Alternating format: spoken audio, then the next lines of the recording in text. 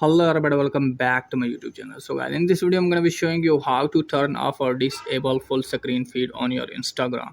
So guys, let's get started without wasting any time. First of all guys, let me tell you that you have to uninstall your Instagram.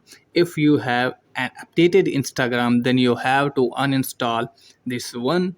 So simply hold this and remove the app, and then after removing, what you have to do is just simply open any browser in your phone. Like I am opening Google Chrome here, search for Instagram old version. Here it is.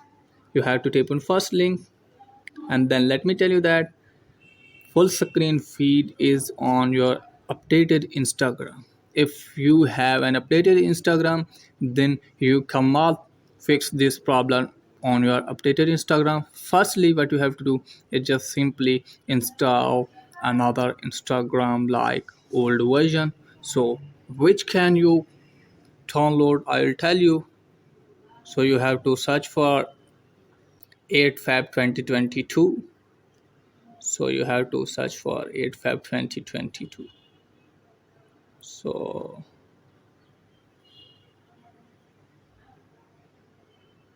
here it is guys, here you can see guys, this one. So you have to install this one. Just simply tap on this, and you have to install this one from here.